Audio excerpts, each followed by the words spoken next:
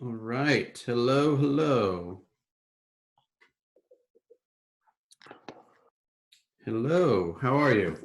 You. Thank you, Heather, for sending me your stuff, what you You're want welcome. to be accountable for, or two.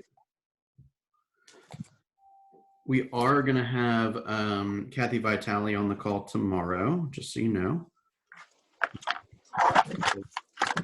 He recommended that to me, but I didn't know that Andy was going to be doing these live calls at 2 o'clock. So I don't know if he's going to be doing those for a while or not, but I will try to avoid 2 o'clock sessions in the future. Tell me a little bit about, we'll just kind of cater this to who's on the call. What is the biggest thing that I can help you with right now? Um, okay. I currently, like while I'm talking to you, I'm writing. I have been negotiating my due diligence ends tomorrow. I feel like these sellers from the very beginning have just been very money driven and not wanting to give any concessions You're on the seller side or the buyer side? on the buyer side. Okay. So it's an old house in Woodstock. It's 1981 build, and it just had so many things wrong with it. So I don't ever detail every single little thing. I detail the important things in my amendment to address concerns. Okay. And they are literally nickel and diming like everything, almost to the point where I don't want my clients to pull out, but I'm like, I understand if they would want to. So today, the agent representing the seller, he just sent me over. First, he sent me over a repair for siding and a chimney, and he was like, "Oh, it's only $1,100, so we'll give your clients, $1,600 towards seller closing costs." So I looked at it and I'm like, "Wait a second." The bill, the quote that you gave me clearly states it's $3,500. Plus, we're asking for a termite bond because there's termite action. So we're asking for a termite bond that's transferable, and that's like $500. So how are you giving me $1,600 and saying that's okay for a $4,000, amount? Anyway, he corrected it, and he just sent me the new quote over for the woodwork. But he's just been a pain in the butt, and my clients don't want the 1,600, if that's the number that they choose to accept, to go to closing costs. They want 1,600 under the table. So I need to negotiate with Well, this guy. not under the table, but they Right, want it to be paid to a vendor of the buyer's choice at closing, right. Well, yeah. right? Mhm. Um, so that's an important point because I already asked for the closing cost I need, so I don't need any more closing costs. Thank Right, you. right. And I told him we're going to ask for cash, towards repair, not more closing costs. And then he just wrote up an amendment and said, "Hey, here's 1,600 more to your closing costs, totaling 6,600." Yeah. So Just to remind you, my client has all the closing costs that are necessary. And what I would like for you to do, and I understand if they can't come out of pocket for this ahead of time, but I'll go get an invoice from somebody, from a contractor, and you can just pay that contractor at closing out of the proceeds. And then after closing, the person can come in and do the work. good job. Okay, closer. Okay, wait. So that And don't have the amendment say, um, you could have the amendment basically say seller agrees to pay $3,500 to Joe Schmo Handyman Services, to pay invoice number 1234 or something. Uh-huh. Okay. Okay. And part of my negotiating yesterday, he was like, "Well, we'll just give your client $1,200, and it's Corona time, so we can't get anyone in the house."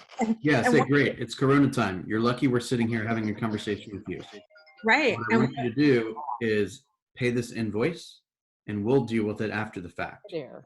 yeah, and one of the issues we had was that there's a structural beam that was added under the main Okay. floor. So, And all there's right. Well, a slope. I mean, I thought, well, maybe they're putting less in there because they have enough in reserves, but I guess that's not true. I'm sorry. Were you talking to me? Because Go I ahead. totally didn't Go hear ahead. anything. I muted her.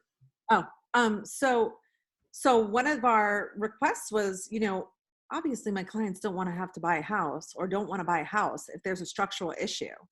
And so one of the things I asked was have an engineer come out there and look, and they were like arguing with it. And I said, listen, if my clients want to pull out of this, they can't just buy a house on on your client's word.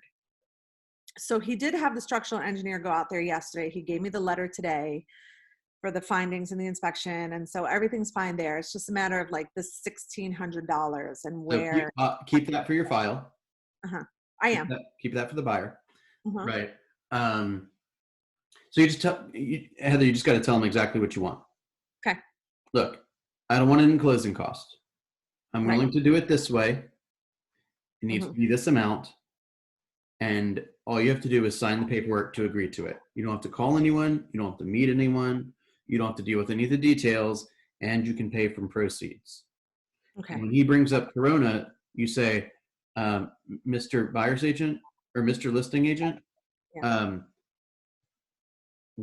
here and my buyers are ready to close on this house in the middle of a global pandemic. Yeah. And the only thing that's separating you from a closing table is $1,500. Sign the freaking paperwork. Right. And I had that conversation with him yesterday. I said, listen, you and I make this happen so we can relay. So he offered 12. My client said 25. I told my client, you're going to have to give me a bottom line. Like, what will you not go below? Just so I know. And he's like, well, I think, I'd go as low as 15, but I'd rather settle at 2. So I know that maybe not the exact words you used, but be careful about you're going to have to do such and such. Right. Say like, do you have a bottom line? Okay. Right. And then you can play poor to the other side. And the guy says, I'll take $2,000.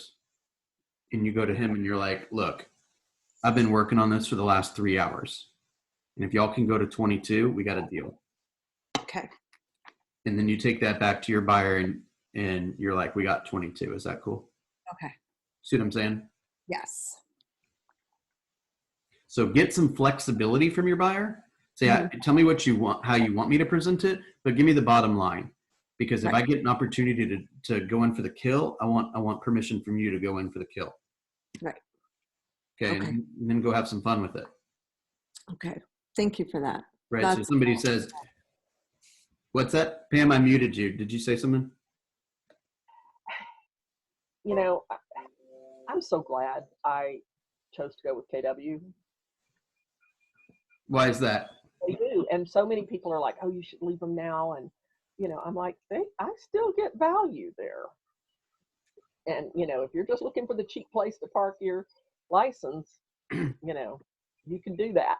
And I mean, some people I know have come to KW, get their, get 2 or 3 years experience and then park their license, someplace where they don't get it. But I just still feel like I get a lot of value there.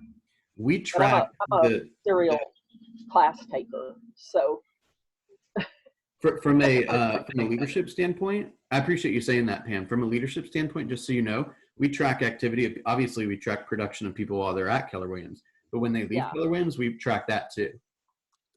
Oh, wow. And we know how people's businesses have been impacted, right? So we had a capper. I won't mention any names, but we had a not just a capper. I mean, he was probably around, he or she, was probably around like a $6 million producer. And he left to go to a cheaper place. And then his business went down by 30%. Hold on. Sorry. Let me mute myself. So if somebody was a $6 million producer and their business went down by 30%, yet they were able to save $10,000, let's say, by going to a cheaper brokerage, did they come out ahead or did they not come out ahead? Does that make sense? So it's not just what it costs to be there, it's what you net. It's the way you think. Because the way you think will dictate how you behave, and the way you behave will dictate how much money you make. So we can line up people that go to all different brokerages from us, and the fact of the matter is they're not going to a cheaper brokerage 100 times out of 100. They're not going to a cheaper brokerage for better tools. They're going to save money. And the question is really, are you really saving money? Right? Are you netting more money? Because if you go from selling 20 homes to selling 11, you lost 6 figures, my friend. And you might have saved a few $1,000s, but you lost 6 figures. So who's smart now? Everyone's on mute. You guys just want to hear me talk, or should we have this interactive? I'm not on mute. I'm just gonna be in silent. Pam, I didn't mean to cut you off. Tell me more. Keep talking.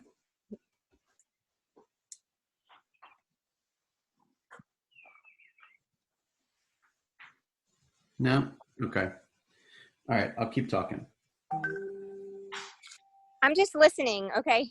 You can listen. I was just giving everyone a hard time. Okay, but I am listening.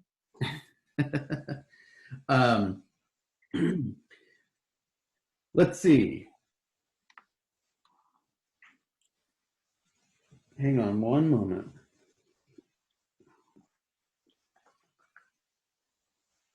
Okay, has everyone on the phone call reported their numbers since the last time I asked for it? Yes. Everybody? Yes. Okay, I want to give you some numbers, which are actually pretty good to be honest. Okay, I am tracking everyone that's recorded numbers. This is not necessarily everyone in the program, but everyone in the program that's recorded numbers since they got into the program. Right, so this is over the last 3 weeks or so. Right, we have a total of 200.5 lead generation hours, 166 and change hours of practicing, 123 hours of practicing or working in command. We've made 2,475 total contacts, added 1,187 people to our database. We've set 26 appointments, held 20. 9 of those were listing appointments that we held. We took 9 listings, so we're 9 for 9. That's Nice. awesome, guys. We've written 16 contracts, pinned 15 deals. We've had 2 closings, which earned us over, actually, I think we've had 3 closings actually, because there's no way that would be possible. Okay, so we've had 3 closings that have earned us 26 grand. Nice. That have earned you 26 grand. Okay, so great work. One of the things that I am finding myself guilty of is being a little bit more of a trainer than a coach. And I want to try to make a little bit of a transition towards the coaching side. A trainer would be, and we need training, there's no doubt about it, right? A trainer would be, here's the purchase sale agreement. Let's talk about how we do what, when we fill it in, how we pose it to the client, all that. Coaching is saying, today I want you to call, I want you to do a video on the 5 tips of why you would buy now, or the 5 tips of why you would sell now, or give me a video about what's going on in interest rates, or give me a video about the 338 people that listed their home in the last 24 hours. Tell the world about what's going on, right? And then tomorrow I'm going to ask if you did it, and you're going to tell me yes, and we're going to high five, or you're going to tell me no, and I'm going to look you in the face and say, is your goal still to have a successful real estate business? Is there anything in your personal life preventing you from accomplishing these goals, right? High accountability. And making sure that I give you a play to run.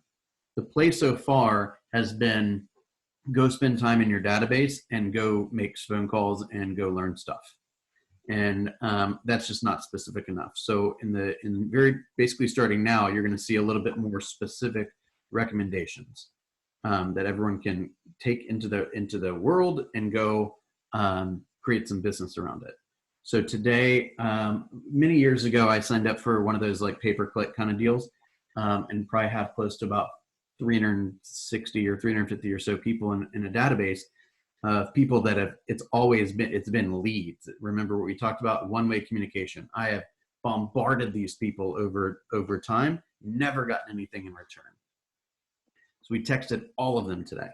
I don't know if Luke got through all of them, but we texted a ton of them. And I've updated notes for about 5 or 6 people. I've deleted 5 or 6 people, right? that said like, oh, I married a realtor or I moved out of the area or whatever. Actually, I didn't delete those, but like if they said this is the wrong number and I already didn't have the right email address, then I deleted them. And we drummed up a piece of business. So Pam, I sent you an opportunity an hour or so ago, right? So hopefully that's somebody that wants to buy this summer.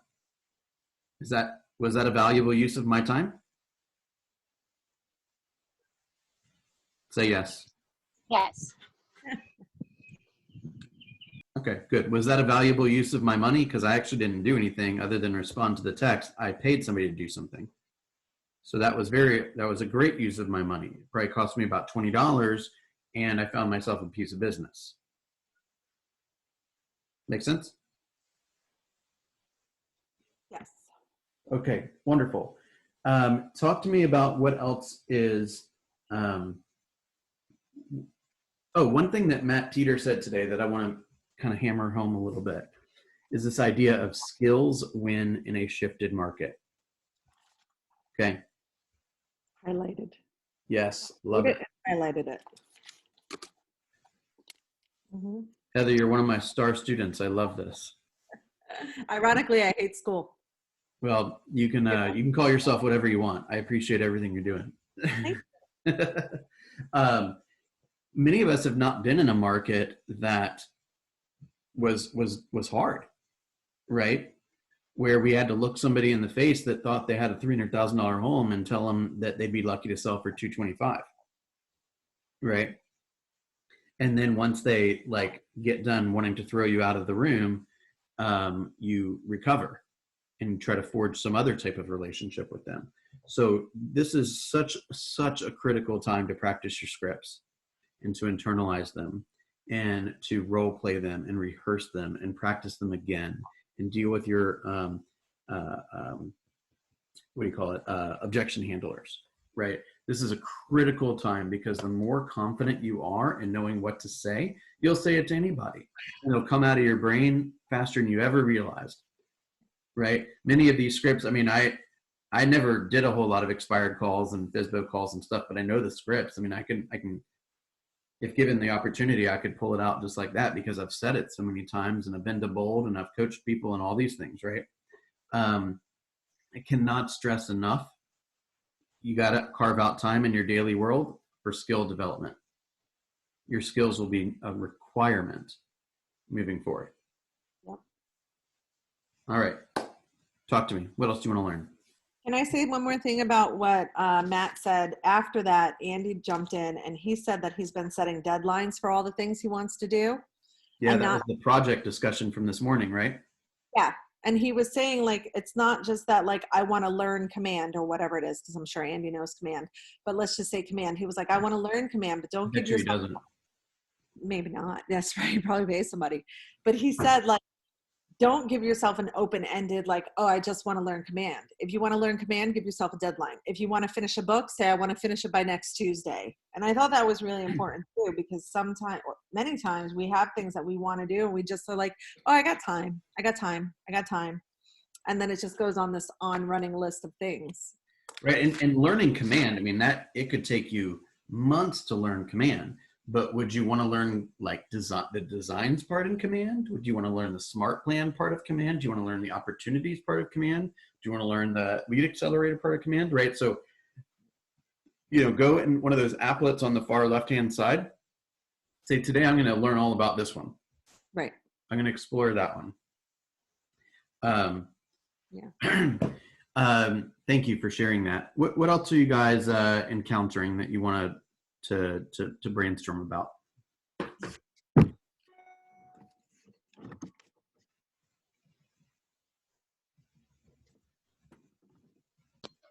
Well, just to add on to what you said about learning command or whatever, because I found myself, I was like a pinball machine around command, a little here, a little there, and not feeling like I had a real good, like I was really learning it very well. I knew a little about a lot. So I just set up a spreadsheet and with different areas of it, like you mentioned, but I kind of was keeping in there track of what videos I had watched on it. Because I also found I was watching a video and going, oh, wait, I've seen this one. Oh, wait, I've seen this one, you know, and Mhm. trying to say which, you know, whose videos am I watching? There's so many available out there. And, you know, then I have a place for notes in it so that, you know, if there was something that wasn't covered, I could mention that in my note and try to find a place that does cover it. Nice. That's right. Or you know, you could just put it out on one of the Facebook groups and say, "Hey, I'm having a little challenge with this part of this applet. Anyone, you know, figured this out yet?" And they'll be like, "Watch this video. Watch this video. Watch this video." Right? Yeah. Okay. How are people doing with the "How are you? How can I help?" script? Well, you already know that I don't do that yet. But it's on my list for tomorrow now. Because I promised my son that at 4 o'clock today, no, not at 4 o'clock, at 4:30 today, that I was going to be his. So I cannot add anything else to my schedule for the rest of the day. Okay, I like that. That's actually where I was headed next. Yeah. Anyone else want to share some information about their about how those phone calls are going for them? Okay, Bill, I had to run out, but I started those before I left the house, and they're okay. I haven't been saying, is there like anything I can do for you, but just asking, how are you? Because then if they need something, I really can't help them right now, but just calling them, trying to, You might be you know, able to. well, yeah, I guess, but I didn't want to put myself in a situation where they ask me to go do something for them and then it's something I can't do. So I just avoided, asking that part of the, is there anything I can do for you? But I did. You could start it off by saying, I don't know if I could do it, but is there anything I could do to help you? I guess that's, I could do that. I only called like 4 people, but yeah, okay. So the rest of the people, I can do that. Yeah. Just say, hey, I don't know if it's anything I can do, but is there anything that you need? Is there anyone I can connect you with? They could say, I need somebody to notarize this thing. Oh, maybe I can help you with that. Right? Yes. So I can call Heather. when you're presented with something and your gut reaction is, I can't do that, I want you to take one deep breath and say, is there any different way that I could look at this where I could possibly get it done? Right? Is there any creative way of analyzing this to find somebody who could do it, even if it's not me? Do I know anyone in my world that might be able to help with this right now? Yes, that makes sense. I would like to add too, because that was my issue in the high accountability. Like, oh, I don't want to make a phone call because I don't want to have to go food shopping or whatever for them. But one thing that I thought about after that last call was that can I help you question is a question we ask so much as realtors. Your clients or people that you're nurturing or whatever, you're always going to want to come from a place of giving to them. So you're always going to be like, oh, how was your day, Becky? And they're like, oh, it's great. But you know what? I got a flat tire and I don't know where to get it fixed. And I don't know 1-800 number. And you're like, you know what? Let me see if I could pull something up on Google right now while you're stranded on the side of the road. Literally, it's all about that relationship building. So I was thinking about it after our last call, and I should stop not wanting to ask, how can I help you? Because I'm sure I could figure something out. Right. And I mean, you're probably thinking that the worst case scenario is they say, I really just need somebody to like bring in the mail for me. Right. And you're like, I am in a unique situation because my husband has asthma and I can't leave the house. And they're like, oh, my husband has asthma. Boom. Now you have a different type of relationship, right? It's like, you never know. You just got to how many times have you asked somebody how their weekend was when quite frankly, you didn't give a crap? Mm-hmm. Then you add into your notes, their husband has asthma, and then you can question about that later on. How's Bill's asthma been? Is it okay during the season? Right. Yeah. Does that resonate with anybody? Yes. When I ask you how your weekend was, I usually care. Every once in a while, I don't care so much, but I usually care. Pam. All right. Did you say my name? What do you? I did. I didn't know if you were gonna throw out any smart aleck remark or anything. Oh. Like, I'm hey, so Pam, good at those. oh, by the way, are you okay? Everything going okay? Okay, thanks. Bye. Yeah. No, I'm over here eating. I found my challenge, and y'all may have talked about this earlier in the call. I was on a call with a lender. My challenge during this has been wanting to be on too many webinars and not, and I've got to limit that. I've got to reduce it. Yep. So that brings me to another point. There was a cute moment an hour or two ago where I was on my MAPS coaching call, and my son walks in, and it wasn't a webinar, it was just a regular call, and I had her on speakerphone. And my son walks in, and he's like, "There's a fly in the house, and I can't kill it, but it's in the house." Right? And he comes running in like the house is on fire, right? And I was like, "Oh, give me like 20 minutes. Mama just started with the call, blah, blah." And she's like, "Bill, go kill the fly. Go kill the damn fly." So I went and killed the damn fly, and I came back, and she's like, "Sometimes we have to do that, right? Like this is a unique time." She's like, "Do you have a?" She's like, "I don't want to get too techie with you here, but do you know? Does your cell phone? Does it have an off button?" And I'm like, "Yeah." And she's like, "Do you know where it is?" Like, and I was like, "Yeah." And she's like, "Will you turn your phone off every once in a while?"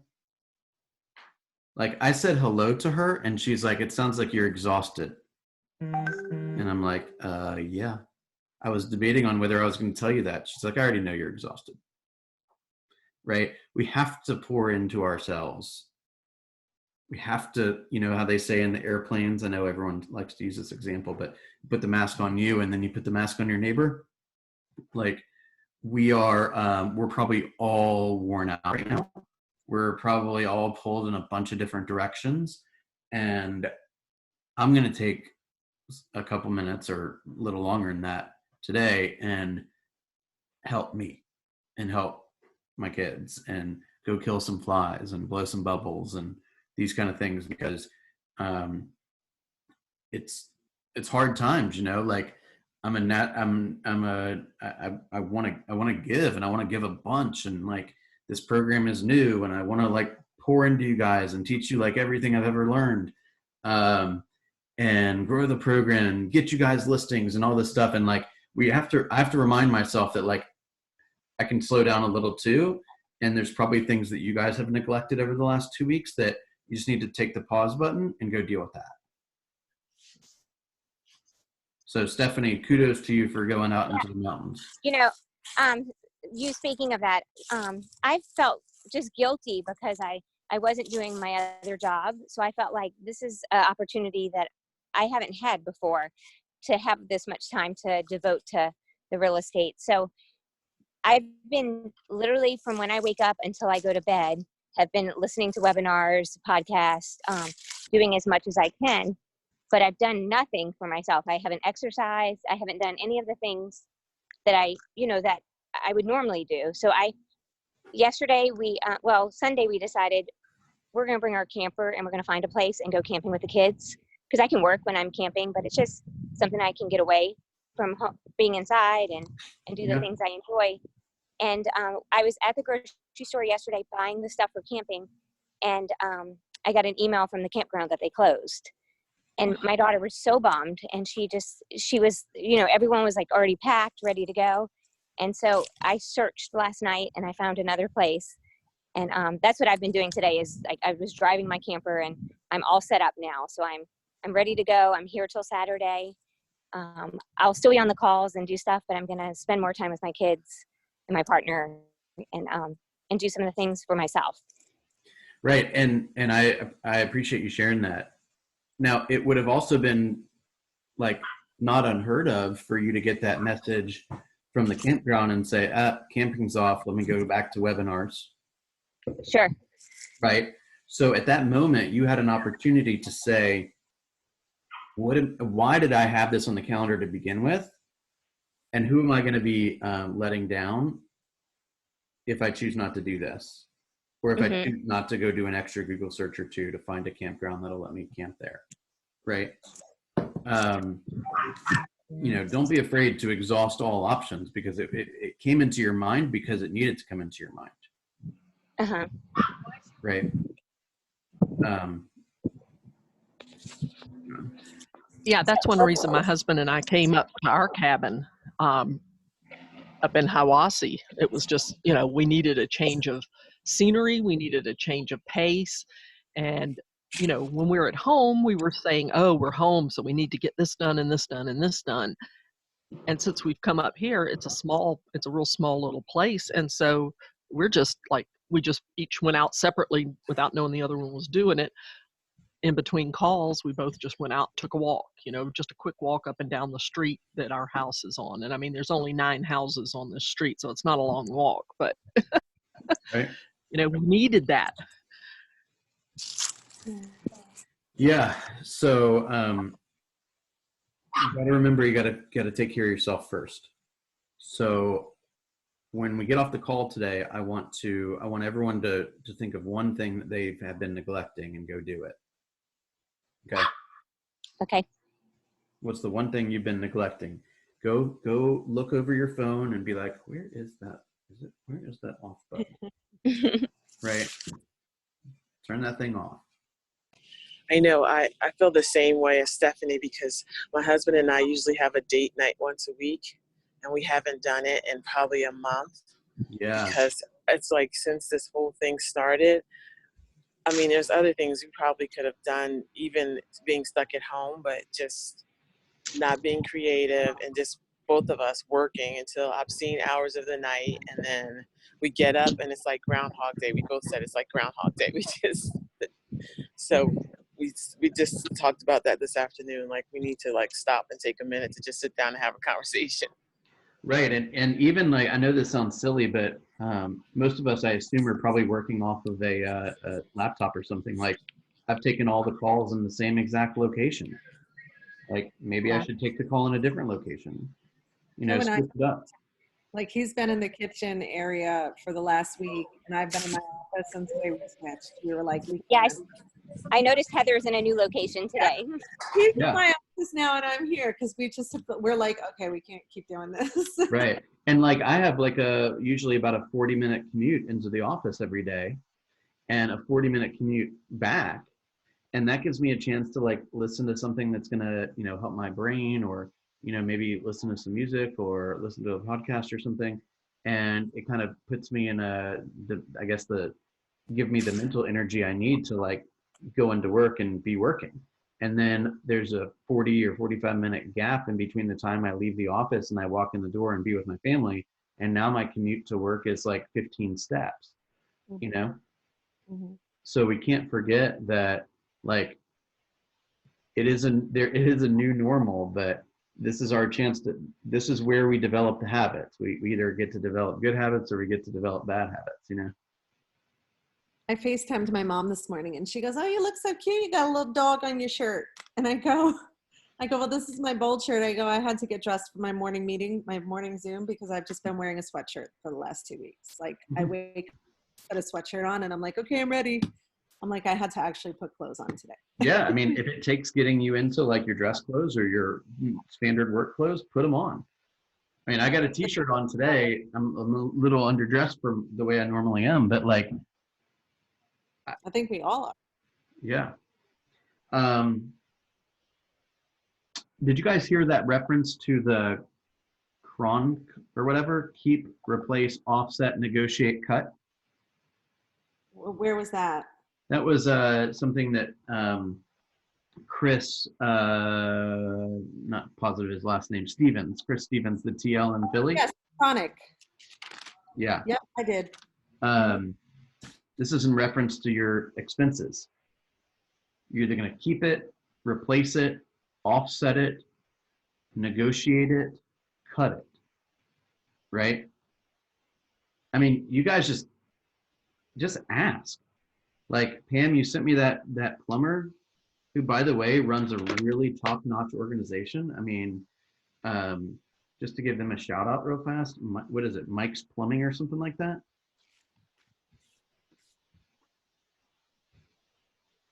I sent you 4, so I'm not sure which one you're referring to. The first 3 sucked. I think it was no, I think it was Lemlines, David Lemon. No, My Georgia Plumber. Oh, My Georgia Plumber. Okay, yeah, they had done an inspection on the Cho's house. They had done some repair work there. Yeah, I didn't call David Lemon just in case somebody watches this YouTube. I'm sure you were great. But My Georgia Plumber, they like send you a message of where the guy is, like in the route on the way to you, and they take a picture of the technician, the plumber, the guy that's actually going to come, and show you, hey, this is the plumber and this is his bio and that kind of stuff. Like, where did he come from? What's his experience and all that? I thought that was so cool. Anyway, they send me a bill and it was a good, decent amount higher than I was expecting. It was almost $200 to fix like a 30-cent part. And I called them and I'm like, hey, this is a little more expensive than I was expecting. Can you help break it down for me? And he explained what he needed to explain. And I said, well, I gotta be honest with you. I did pull the realtor card. I was like, I work with a lot of vendors that come in and out of houses that do like a trip fee. And I said, oftentimes the trip fee comes with like, 15 or 30 minutes worth of time, right? So if you're out there and it takes you like 10 minutes to fix the thing, then that's the bill. And he's like, well, we have this little thing called like a minimum service project thing. And it's like $140. And they could tell how long the guy was there. He was in my house. This is my rental property. He was in the house for like 23 minutes or something. I'm like, the guy was there for 23 minutes and the bill's $200 and it was about 30 cents worth of product. And he's like, all right, I'll knock a little off. Right. So he saved me $60. Just ask. Right. $60 pays for my wings. It is going to pay for some wings, but my wife had a friend who went to Trader Joe's come to the front door a few days ago with a kind of the emergency shopping list. You know what was in the emergency shopping list? It was 5 bags of popcorn and some seaweed to make sushi with. I'm like, all right. That's how she rolls. Sushi and popcorn. She's gonna survive. Hey, Bill. the chaos. Did you know it takes 1 hour of push-ups to burn off 1 wing? Oh, wow. No way. That's what they say. I don't believe it. Don't ruin I don't it. know. No, I'm kidding. 1 hour of push-ups to burn off 1 wing? That's what Lifetime's commercial said. I don't know where they got the statistics, but I don't know. I might be okay with being 10 pounds overweight.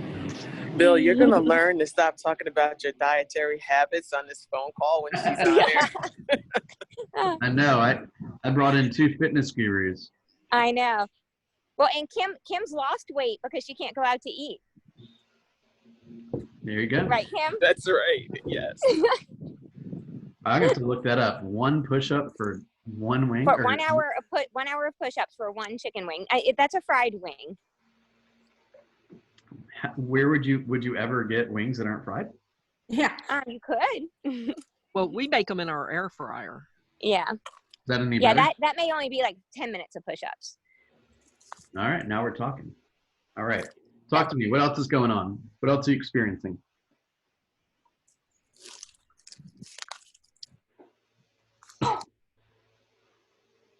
What are you reading? Are you reading anything? Are you listening to any podcasts?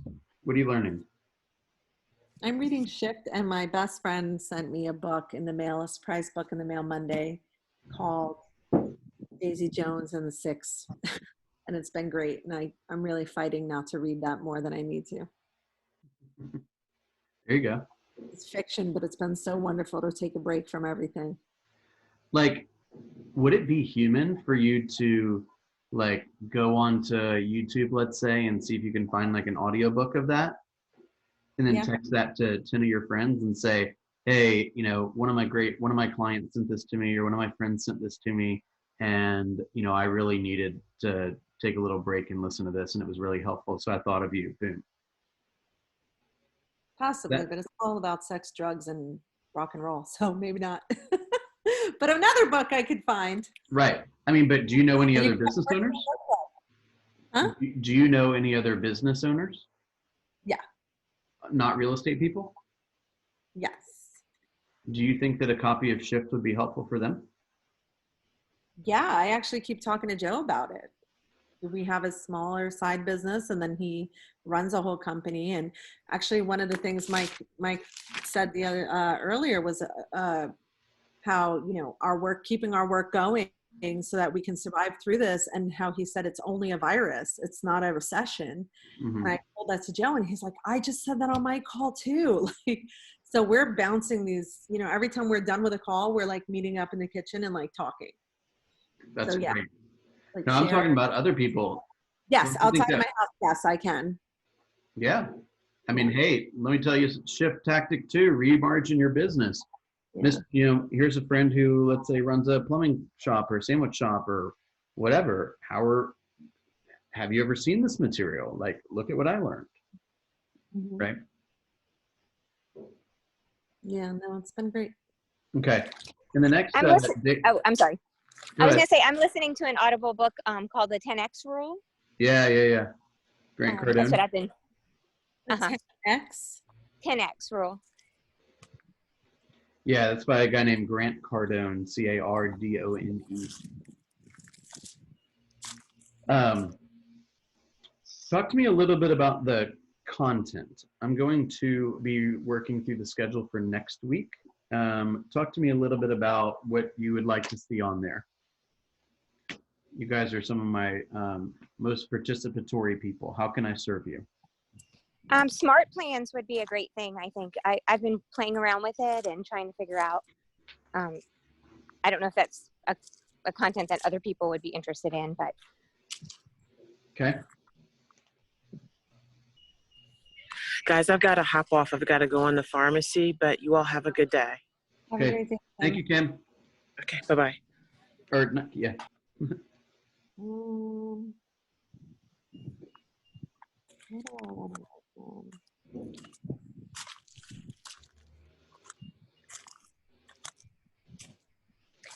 we also we went over buyer presentation, but if we could do listing. That's on the calendar for this week. Is it this week? Is it tomorrow? I can't remember. Yeah, it's actually Friday. Friday at 12:30.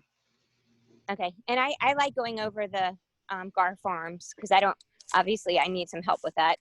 Yeah, we're going to do that on Friday as well. Friday, the purchase and sale agreement. Yes, I printed them all, so I have them with me.